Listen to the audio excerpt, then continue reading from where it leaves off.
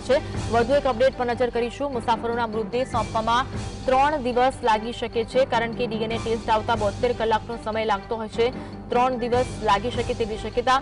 DNA મેચિંગમાં 3 દિવસ જેટલો સમય લાગી શકે છે। એક તરફ પરિવારજનો છે તે કહી રહ્યા છે કે જલ્દીથી અમારા વારસોના મૃતદેહો આપો। ઘટનાની ગંભીરતા અને ડીએનએ મેચિંગમાં 3 દિવસનો સમય લાગશે તેવું સરકાર દ્વારા મહત્વપૂર્ણ નિવેદન આપવામાં આવ્યું છે।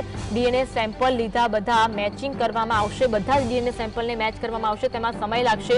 રાજ્ય સરકારના માહિતી ખાતા દ્વારા હેલ્પલાઇન નંબર જાહેર કરવામાં આવ્યો હોવાની પણ વિગત સામે આવી છે। આ હેલ્પલાઇન નંબર પર તમામ મુસાફરો જે છે અને તમામ મુસાફરોના પરિવારજનો જે છે તે તમામ માહિતી મેળવી શકશે। હેલ્પલાઇન નંબર જીએસટીની સ્ક્રીન પર પણ આપ જોઈ શકો છો।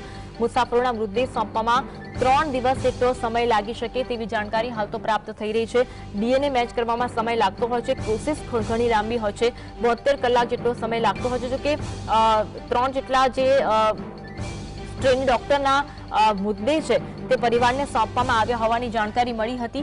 એમાંથી 2 છે તે ભાવનગરના હતા અને ગ્વાલિયરનો ટ્રેની ડોક્ટર હતો કે જેના મૃતદેહને પરિવારજનોને સોંપવામાં આવ્યા હતા। હજુ જે 267 લોકોના દુર્ઘટનામાં મોત થયા હોવાની પુષ્ટિ કરવામાં આવી છે, એ તમામ લોકોના મૃતદેહને સોંપવામાં હજુ 3 દિવસનો સમય લાગી શકે। સિવિલ હોસ્પિટલમાં લાંબી કતાર લાગેલી છે, કારણ કે પરિવારજનો ચિંતિત છે કે તેમના વાહસોયાનો મૃતદેહ ક્યારે મળશે, કારણ કે અંતિમ વિધિ કરવાની હોય, બધી પ્રોસેસ કરવાની હોય, પરંતુ હજુ તેમાં સમય લાગે તેવી શક્યતા છે।